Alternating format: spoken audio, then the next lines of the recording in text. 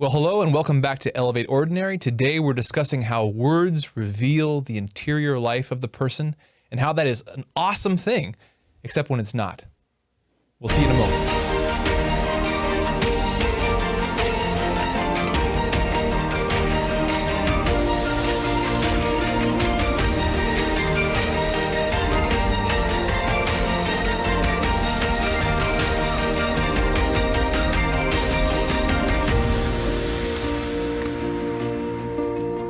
Well, hello and welcome back to Elevate Ordinary. I'm your host, JonMarc and Grodi.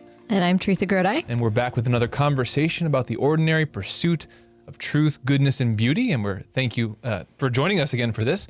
Today we're going to talk about words and the interior life and some of the vices that can occur when that revelation, that self-revelation goes wrong or is misused about another person. It's going to be a good discussion, I think, here. Before we get to that, we want to tell you a word about our sponsor today. Have you ever dreamed of visiting Paris in the fall? Seeing the beautiful Eiffel Tower lit up by a sunset, visiting and venerating holy locations of the Sister Saints of France in Lisieux, Paris, Lourdes, and more. This fall 2021, join Select International Tours with Claire Swinarski and Catherine Whitaker, along with a host of other powerful Catholic women, on a once-in-a-lifetime Seine River cruise pilgrimage in France. Join our friends at Select International Tours and Cruises with over 34 years of experience. They are the perfect company to help you experience pilgrimage. To learn more, visit selectinternationaltours.com/awaken. Bon voyage! Very cool. And before we dig into the conversation too, I also want to remind you that if you go to awakencatholic.org/donate, we'd invite you to participate in this mission through a financial contribution. You know, we're about bringing truth through beautiful media, and we're also a growing community of fellow Catholics who are part of that mission. And so we invite you to join that mission, but also check out the AWAKEN Catholic app, newly launched, downloadable via the app stores.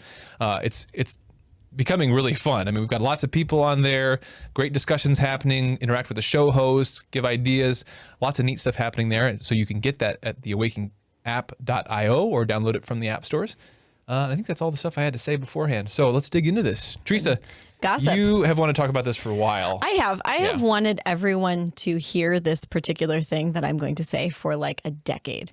Ever since Andrew Reinhardt, fellow AWAKEN Catholic host, gave this talk to our Going Deeper group at the Newman Club at our university. That was like forever and a day ago. It was 2009. I wrote it in my notes. Yeah. So ever since he gave this talk, it was like one of those talks that it just changes your entire paradigm.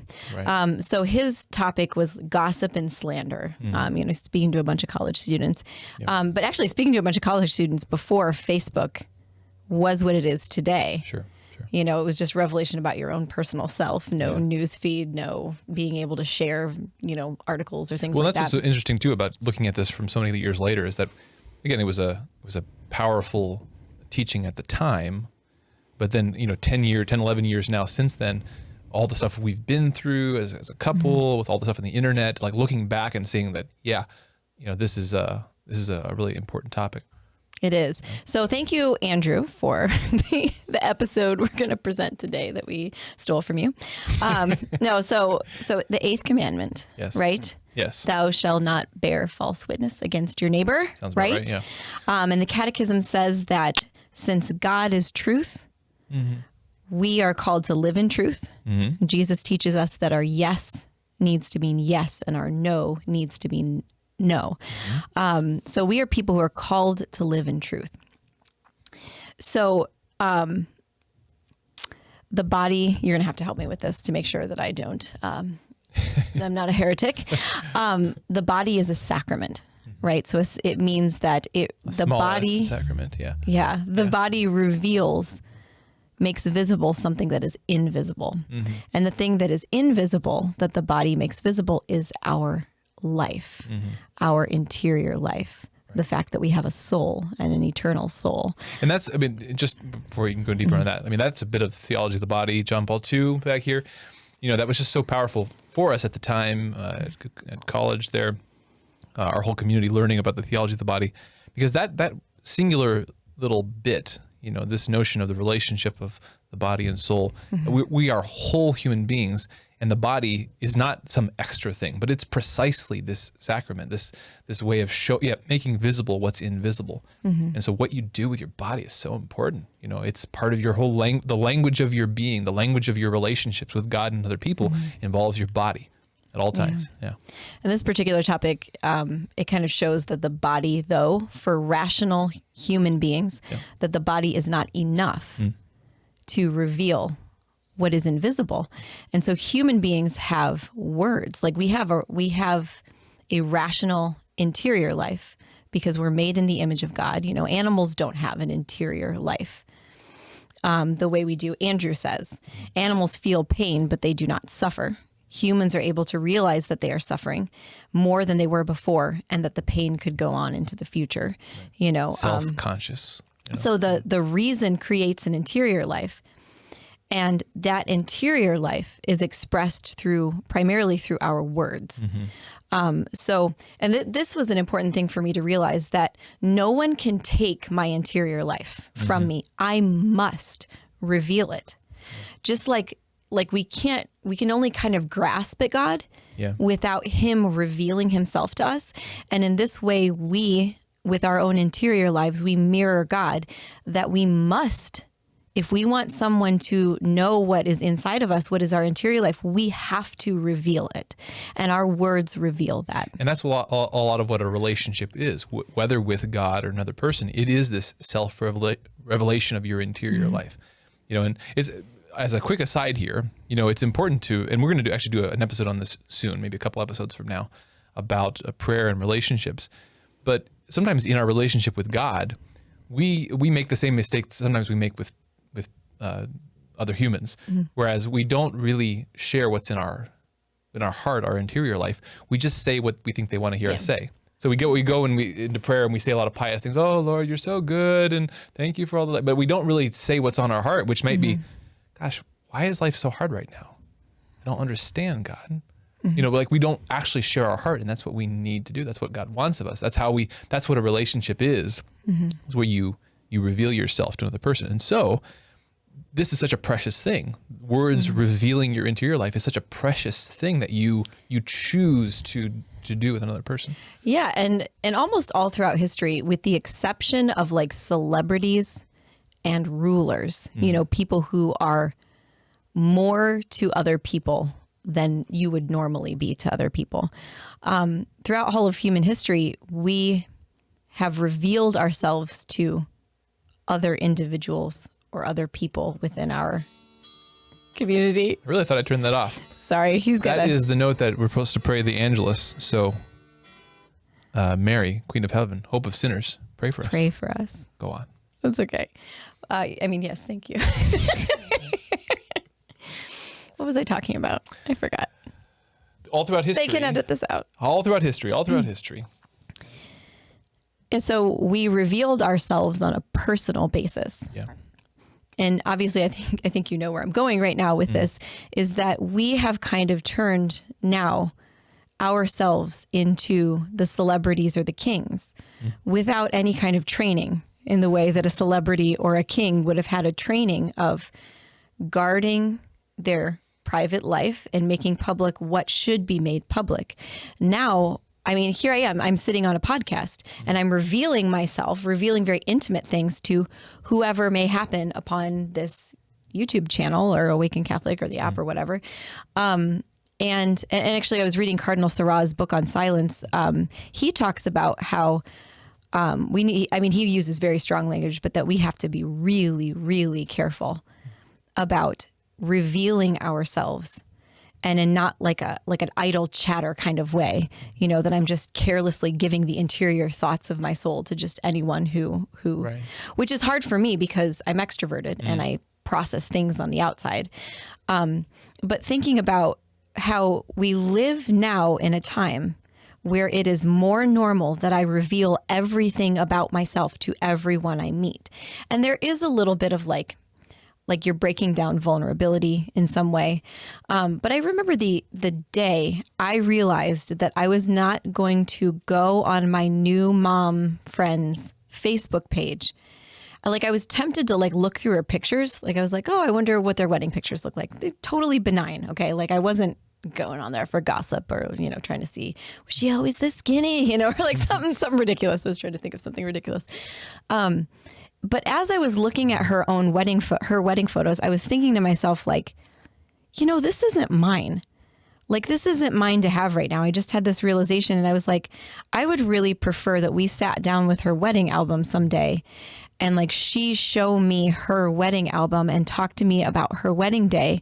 And I do the same with my wedding album and my wedding day, because this just feels like I'm taking something that's not mine. Like obviously she put it on there publicly, but as the person receiving it, I felt like she didn't intend for me to see it personally. So we're talking about, we're looking at social media as kind of this leaping off point to discuss this subject, because that's this weird modern situation that maybe brings some of these concepts to the forefront. In social media, it is media, but it's not social in the sense that precisely this point here, this self-revelation. There's many things you could talk about here in terms of privacy, in terms of, there's many reasons one might be hesitant about social media. But the thing that we want to highlight here is that it's such a precious thing to reveal yourself to another person. Yeah. And then that's what this weird situation we have where we might share on social media, but you're not actually sharing with the other person. You're turning your self-revelation into material for that person to consume. But that's different than sitting across from someone and sharing your heart with them or showing them your wedding photo or something like that. Yeah. I've actually started, this maybe not be applicable to whatever, but I've actually started, I don't share a ton of like family photos on Facebook, not necessarily because of privacy, or Instagram. I guess I have Instagram, but I don't really know how to use it and I don't care to learn how to use it. But I've stopped sharing things about my family to just everyone, even though I think I have people who we've moved into a lot of different cities and friends that I would like to see these things. But like I've started small, like just sharing baby photos with that child's godparents, like via text, or like via some way to get the email or whatever, whatever means I have to get it to them. But just because I know that they will care and appreciate and not just consume because it's their godchild, Yeah, it's interesting because we're in the most socially connected era of human history with the media, but it doesn't mean that people are feeling closer.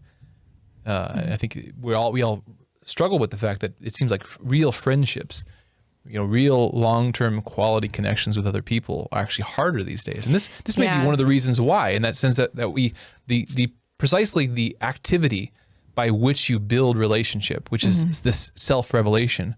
We've put all these barriers between it, or all these replacements for that. That doesn't actually constitute that sharing. I guess that's what I'm saying. Yeah, it's kind of awkward when you get with a friend. I noticed this the other day, where he was starting to tell me, "Oh, I went here," and I said, "Oh yeah, I saw that. I saw you share that on social media," and then it was kind of like the kill to the story. We're just like, "Oh." And he was thinking like, I think she already saw this. And so what do I tell about this? I really, it kind of like kills that revelation moment where we would have normally sat down and retold the same story to several different people again and again. But now it's just like, did you see that I posted this on Facebook, or did you see that I went to, and then that's it. Yeah. And I think we'll talk more about social media at different times, but I think, the main point here that we want to at least begin this with is that it's such a precious thing, right? Sharing with words, and not just with words. I mean, there's lots of language, there's body language, there's being in the presence of someone, but sharing yourself, bearing your soul, sharing your interior life is such a precious thing that we should take care to do it, and to do it well, and to do it with the people that we care to build relationships with. But then also that's where we kind of want to go next is then, because that's so precious, what are the other implications of that preciousness, of that activity? So what's next? Well, I think, so what Andrew says is next is that Adam and Eve immediately after the fall began to slander one another. When they were asked to answer for their actions from God, they began to hide not only their nakedness, but their interior life as well, because they were immediately aware of the fact that they could be used by one another. I love that moment of scripture. I think it's one of my favorite. when Adam becomes a total rat fink. He's just like, God, this woman that you gave me, she gave me fruit, and so I ate it. The double blame on God and the woman, Yeah. But then the hiding and the covering. Yeah. The realization that like what you didn't realize before, which is that this person could use me. This person could. And actually, like as kids are little, they're like, not only are their bodies sometimes naked, but their whole personality is just naked. Right. You know what I mean? Like everything about them is just like totally unabashed and vulnerable, like not even vulnerable because they don't even know what vulnerable is. They're just open, but then it's always really sad that moment when you see a kid want to like hide something from another kid because they're afraid of what that kid will say or think. When they realize, the first moment they realize, oh, someone might think I'm silly because of this thing that I like. Oh, that's heartbreaking. I remember when that happened with our first child. Some kid told him, he's like, do you like Paw Patrol? And some kid was like, oh, I used to, but Paw Patrol is for babies. And he was just like, you just saw the, he's been kicked out of the Garden of Eden. But that is exactly that Adam and Eve moment where you realize that by the revelation of your interior life, this means that now other people can use that information in a way that you may not be intending when you're revealing it to that one specific person. And I think we know this when we get around people that are accustomed to gossiping. I mean, we've all been there, but the person that you don't want to reveal something about someone else to because they like knowing the thing and telling the thing, and it makes it difficult. Then that person, we've all felt this in our life where you now become a person that other people kind of like hold back from. And you begin to see that like this person isn't being free with me. And it's because I'm not trustworthy, Yeah, it's interesting. I mean, we'll come back around to this at the end, but, as we explore this stuff, we can begin to see, again, we're big on virtues and vices here. We can begin to see the virtues and vices, the habits that form around this. Either you make a habit of a generosity, but also a modesty in terms of your self-revelation, where you're being careful, but also generous in your relationships to share yourself. And again, that spiritual modesty corresponds to a physical modesty. I mean, that's why on the physical side, why we wear clothes and why we were modest, because again, that self-revelation of our soul, just like the self-revelation of our body, is a precious thing, not to just be done thoughtlessly, but to be done in the right time, in the right place, in the right way. Yeah, that's really interesting, equating it with modesty and dress, because you have this tension between modesty and dress where we should be able to get to a place where you shouldn't be lusting after the woman, regardless of what she is wearing, or after the man, regardless of what he's wearing. However, you do have to gauge those scenarios. I may be able to be more free with how I dress around certain people I know. But then, I used to work at a bar. It's fun to be looked at by the other college guy, but it's not fun to be looked at by the older married men, and so you start to think about like, maybe I'm not thinking that my body is bad, but I certainly don't want this particular person who might use me, that's in another way that I don't want to be used. And that's precisely like what I think, like modesty as a virtue, whether we're talking the spiritual modesty in speech, or physical modesty, that it's not about just keeping people from lusting after you. Like that's kind of the minimum sort of thing. The maximum though is that it's a protection of something precious. That again, it's precious to reveal your heart with another person.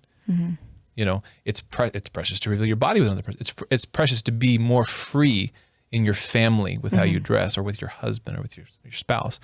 And so it's, even if there's not necessarily an occasion of sin for other people, again, it's this precious thing. It's part of your relationship to reveal yourself, to reveal your heart. Even think about in language, in different languages, you have kind of formal and informal modes of speech. Well, that's part of this, in that as you get to know people, a less formal speech reveals more of your heart, which again is yours to reveal, and it's such a precious thing for you to reveal. Yeah, I was thinking about that the other day because I read a lot of Jane Austen, Yes. as y'all know, maybe, I don't know. But, it was a sign of deep intimacy to call someone by their Christian name, as opposed to Miss Thorpe or Miss, whatever, I can't even think of a name, Bates. Miss Bates. I don't know, whatever. But it was a sign of great intimacy to call them by their first name, Marianne, Eleanor, whatever. And Father Mike Schmitz, in his, daily audiobook, Father Mike Schmitz's book, also known as the Bible, read by Father Mike Schmitz. If you haven't been listening to that, check out one of our sponsors, the Hallow, in their app. You can listen along with Father Mike Schmitz. Great podcast. Continue, Teresa. Yeah, iTunes podcasting is like way too complicated for me. So I love the Hallow app for that specific reason. Make sure to go to hallow.app/awaken. Awaken, so that we get credit for sending you there and we can pay the bills. Speaking of paying the bills, we'll get to Father Mike Schmitz's anecdote in a second, but you pay the bills, babe. I want to remind you again about our sponsor. We're going to pass it over to them for a moment. You. Yeah, you. You know you've always wanted to go to Paris. Well, now's your chance. If you go with Select International Tours, the sponsor of today's Awaken Catholic Show episode, you can join Claire Swinarski from the Catholic Feminist podcast, as well as author and speaker Catherine Whitaker, along with a host of other powerful Catholic women, on a once-in-a-lifetime Seine River cruise pilgrimage in France. Visit and venerate the sister saints of France in Lisieux, Paris, Lourdes, and more. Sacre bleu! Learn more by visiting selectinternationaltours.com/awaken. Okay, so Father Mike Schmitz was commenting on the fact that you didn't tell your name, like when God finally reveals his name, Yahweh. It came through a long series of events, and it wasn't just revealed immediately because people at that time, but people at that time didn't reveal their names to someone. And I was thinking about how far we've come from even that, where like the revelation of your Christian family name was something that is precious and is only reserved for certain people. Yeah. It's really interesting. Yeah. All the connections here, modesty and So again, going back to this, the preciousness of this, I think, so there's kind of on the individual level, but then you're starting to get at this, is that there's more of a social function of this, on how that self-revelation functions more on a social level in terms of honor and respect. And things like that. Yeah. So actually, the Catechism section on the 8th commandment, it's really good. You shall not bear false witness against your neighbor. Yeah. Is really good. Yeah, it was hard for me to pick out only a couple of quotes because I just wanted to read it all to you. and again, another quick aside here, just the Catechism. I mean, members of AWAKEN Catholic Nation and people who are watching on YouTube and podcast, oh my gosh, read the Catechism. Think of some topic, look it up in the Catechism, because it is a treasure trove. It's surprisingly readable and so chock full of awesome stuff. So give us an example of that. So 2479 from the Catechism of the Catholic Church. Honor is the social witness to human dignity. Honor, giving honor, is the social witness to human dignity. I mean, that blew my mind the other day when I read it. And then the Catechism says that everyone enjoys a natural right, a right to the honor of his name and his reputation. Yeah. So what does honor mean? I mean, we can, about respecting other people's reputations. Again, not talking bad about them. We're going to get into the gossip and stuff. Well, later honor is the public, the social witness to someone's dignity. When I think of honor, like when I say it to the kids, like honor your father and your mother, I'm like, what the heck does honor even mean? Yeah. But it's to give witness to the dignity. Right. That really makes me think about how I've lived 2020. Yeah. Well, you think of other things too. Yeah, like the way that you speak about offices, like government offices, and people and their reputations. I think about also just like manners and acts of courtesy, that those are, again, social. They're a social language we use to witness to each other's dignity. There are certain things that we say, or certain ways we compose ourselves at a meal, or certain ways we greet people, and those are socially developed bits of language and culture, but they're used to witness to the fact that, hey, we're all humans and we all have this dignity. We all deserve to have this dignity recognized, even if we don't know each other yet, or even if we do maybe know too much about each other, we still, in a social way, we witness to the dignity of the human person. You know where I first learned that? Where? It was from the movie Blast from the Past with Brendan Fraser and Alicia Silverstone. Yeah. So he's like this guy who is in this bunker because they thought a nuclear bomb hit LA, but it was just like a plane freak crashed in their backyard and they got into their bunker. And so they're coming up like years later. Christopher Walken is in it. Gosh, it's amazing. If you haven't seen Blast from the Past, you really should. It's pretty tame. Yeah. Maybe not for children. But he was saying that, so this guy from the 60s, or, who's born in the 60s or whatever, is saying, or 70s, I don't know, is saying that manners are a way of showing that you have respect for the other person. And the guy he was with was like, oh, I thought manners was just a way to show that you're better than them.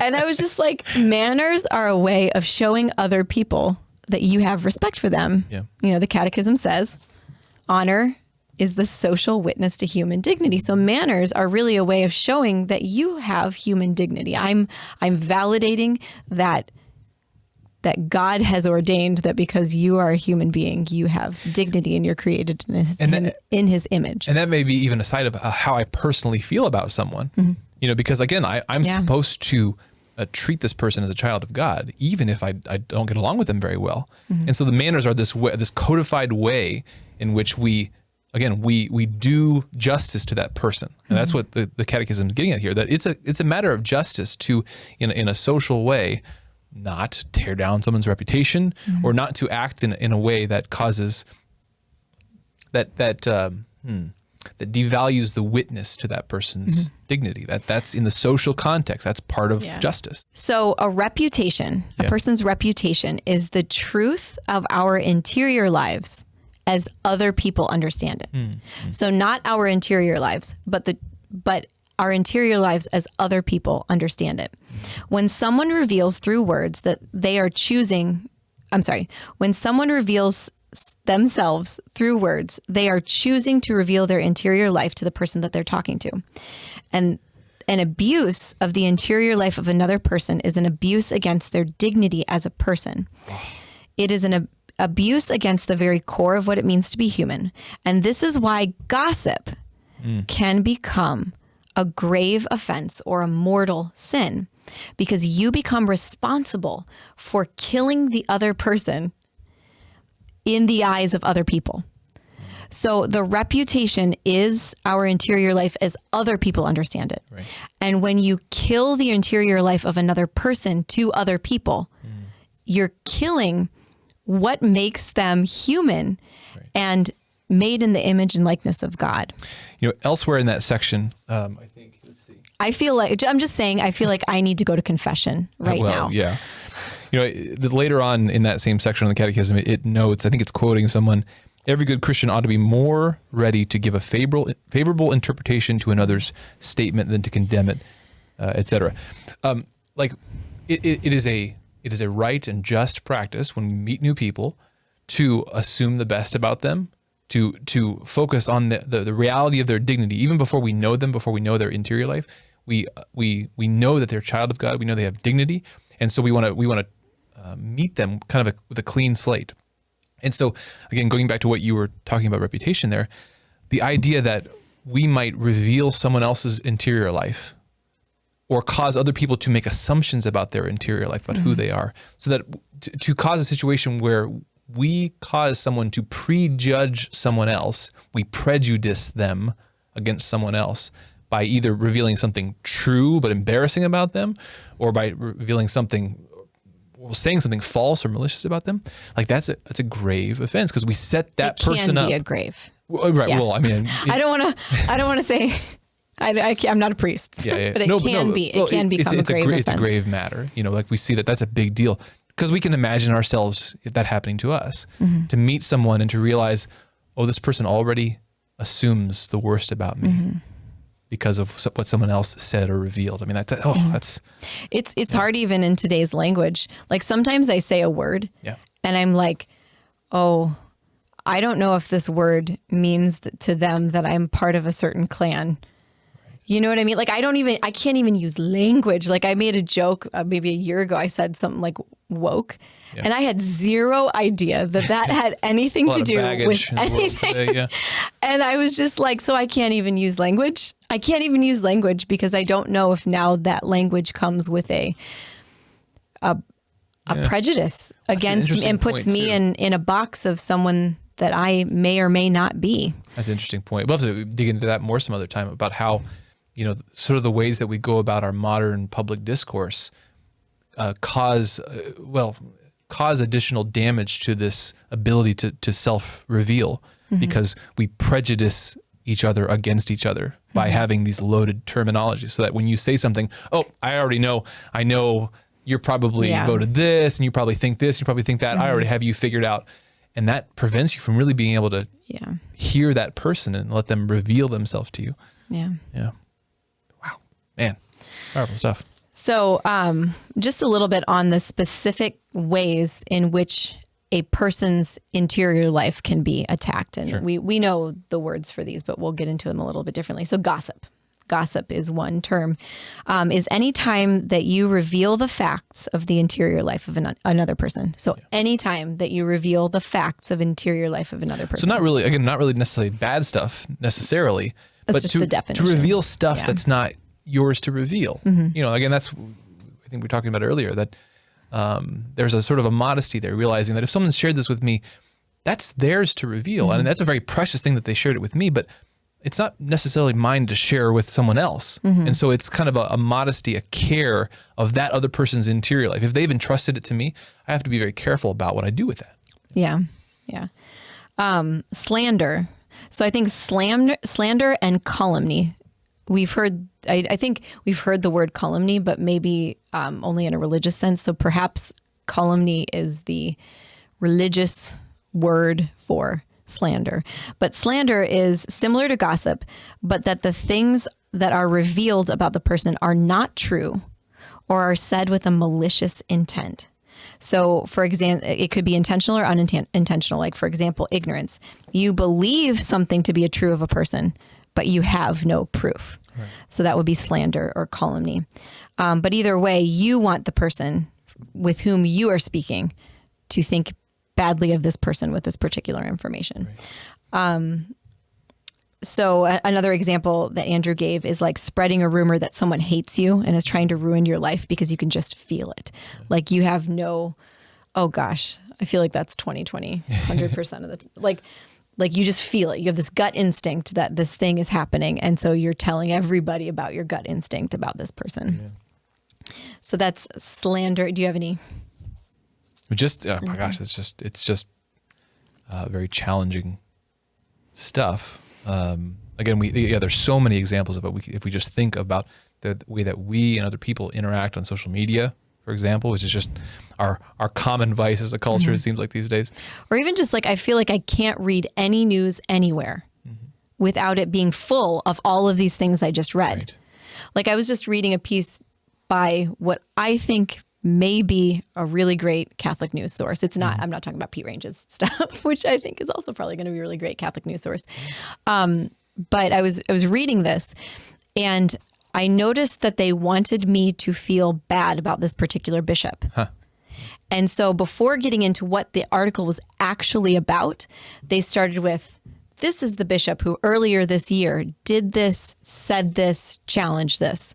And they gave 3 things right up front and then got into it. And I recognized that pattern. And you see it in bigger articles like Atlantic or Times where they do big, long articles and they have the time to set up who this person is, where before you even get into the meat of what's going on, you already have these prejudices against these people. And you can't get information in the news without, I mean, I don't believe that you can get information in the news today. And I'm talking about news like across the board, journalism across the board. Yeah, we have to recognize this without problem. gossip. Yeah. Well, maybe not gossip, but like slander and detraction and calumny. Yeah. Whatever. Is your news, is the Thinking. information that you're consuming? This is a good examination of conscience for all of us. Are we consuming information that is prejudicing us against other people, whether it's public figures, whether it's the people around us who maybe have different opinions than us? Are we listening to the news that's constantly training us in these vices of prejudging other people, of assuming the worst of other people, of assuming that we know the interior life and that they're bad people? Because that prevents us from our Christian witness, which is to go to those people with their dignity as children of God, first and foremost in our minds and in our hearts, and then really listening when that person talks, when they reveal themselves to us, really trying to listen to that, not prejudge it, not assume we understand it, really try to learn from that. I mean, like if we're consuming information that's training us in those vices, that's a huge deal. And I think that's where most of our culture is. Like we're all part of that. I've had to take myself back from all news sources. Like for a long time, we didn't consume any news. And then the shutdown happened in 2020. And it's like, maybe we need to turn on the news right now. But I've since taken myself back and just realized that like I did one tiny little thing, which is like I signed up for my local county sheriff's notifications so that if something happens, if the coronavirus, if I can't leave my house Big again, enough, it'll get like to me it somehow. comes to me through the sheriff's office as just like an APB bulletin, like that's what an APB is. But because I don't want to even put the prejudices in my mind, just trying to figure out what it's legal for me to do today. You know what I mean? Or like what social rules I need to follow right now. It's too much to even go to like my local Toledo news station. Right. I had to just sign up. I had to notice that within myself and like just sign up from with the sheriff so that I can just understand what I need to do. Yeah. Well, I mean, let's summarize from kind of where we've been here. I mean, again, the main point that we began with is that words, our language, and our self-revelation of our interior life, of our hearts, is a precious thing. It's a precious thing. And so we ought to do it prudently, carefully, in the context of our relationships, in real ways that are building up our relationships. But then the implications of that, the social implications of that are what that means about reputations and honor and how that functions in a social context. But then the implications of all the ways that can go wrong when we abuse someone else's self-revelation to us, or when we prejudice someone else against someone else by either revealing true things about that person that weren't ours to reveal, or by implying or saying things that we don't even know if are true about that person. Those are, we can see that those are grave matters, that those are really serious things, because again, we can imagine them happen to us, or maybe they have happened to us. Maybe we have had situations where we've really borne the brunt of that kind of abuse, of gossip, of slander, calumny, of detraction.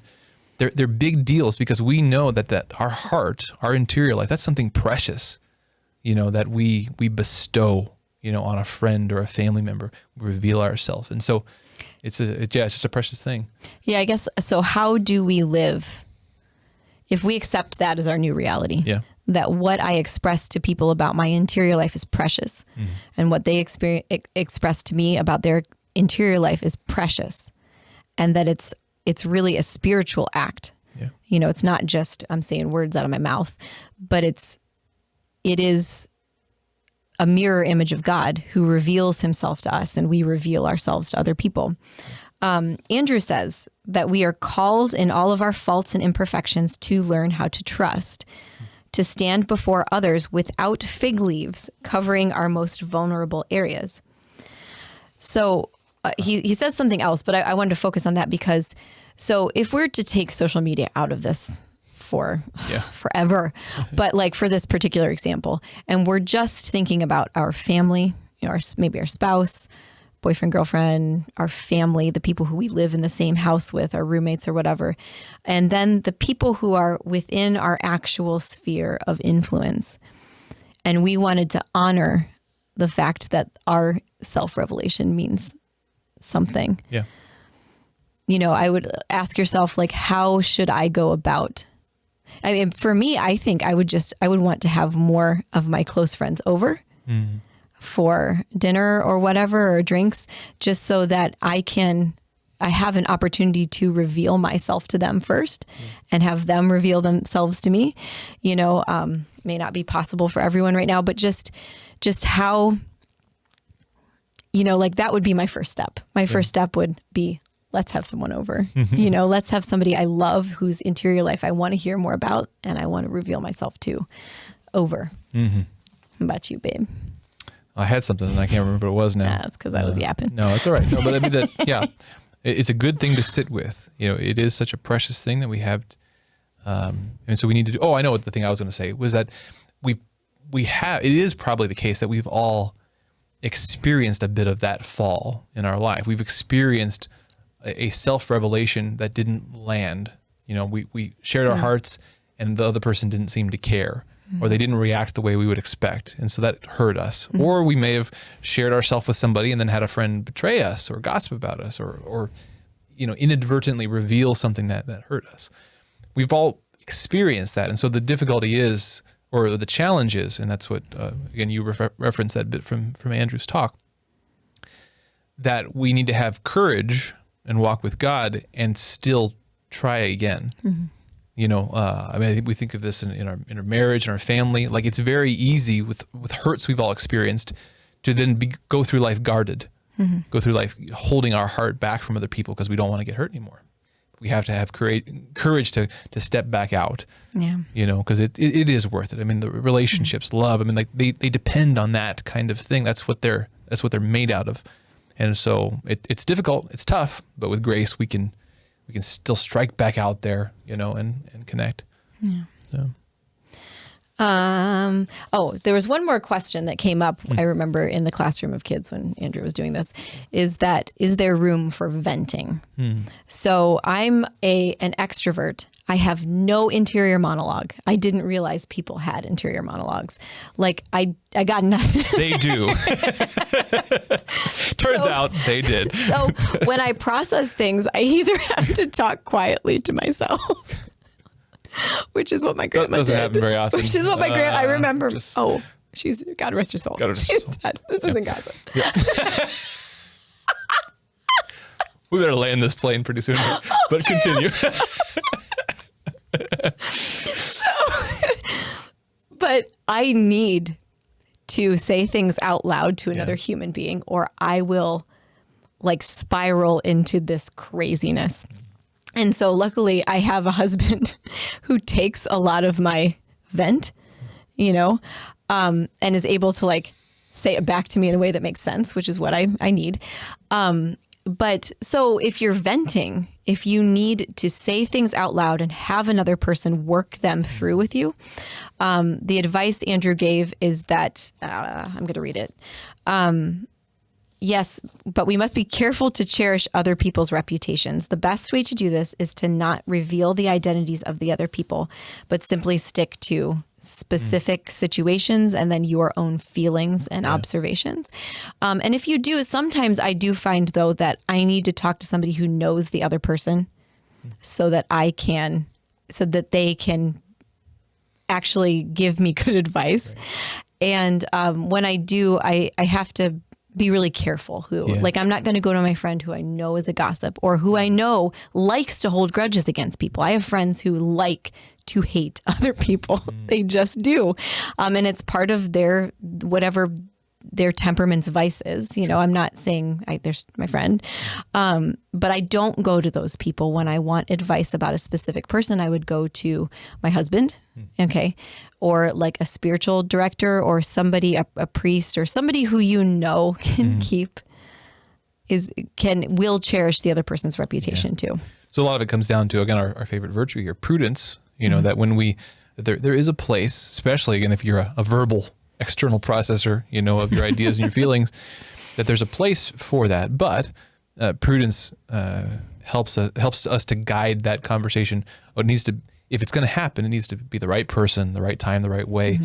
and a careful revelation that is careful not to say too much or to prejudice the other person, and with another person that you think can handle it without it causing them prejudice or causing them, to see the person negatively unnecessarily. So Yeah. a lot of prudence there. A lot of prudence. We're going to link the catechism bit on Section, the catechism section on Gossip and Slander, Yep. in our show notes. And I hope that this episode was a really good examination of conscience Yeah. as we all come move away towards with that, Lent, yeah. because I know I want to go to confession after reading these things. We'd love to hear your reflections. We'd love to hear your thoughts. Again, I feel like this is one of those things where it's a drop in the water with a lot of ripples, where we all can be considering it and thinking of it more. Again, we'd love to know your thoughts, your reflections, additional, maybe applications of this, implications of just how precious it is to reveal your heart to other people, So let us know there in the comments, or whether this is on YouTube or social media, wherever it happens to be. But the best place to leave your comments is to come on over to the Awaken Catholic app. You can go to theawakenapp.io or download it from the app stores, the various app stores. That's the place. We'd love to hear from you. We'd love to discuss these issues more, because we're here to help each other grow in holiness, grow in virtue, grow closer to Christ, and to continue to pursue the truth, the goodness, and beauty in ordinary ways like we talk about here. So thanks again for joining us for this episode of, what's our show called? Elevate Ordinary. We hope you enjoyed it. We hoped it has edified for you. And again, as I mentioned at the beginning, if you like the show and what we're doing here at Awaken Catholic, we'd invite you to become a partner with us. So visit awakencatholic.org and click that donate button, perhaps. So thanks again. We'll see you next week. This show and all media on Awaken Catholic is made possible by the Awaken Nation and the Hollow app. The Awaken Nation is a community of people like you who support all things Awaken for as cheap as a cup of coffee a week and get access to exclusive content. Learn more by visiting awakencatholic.org/donate.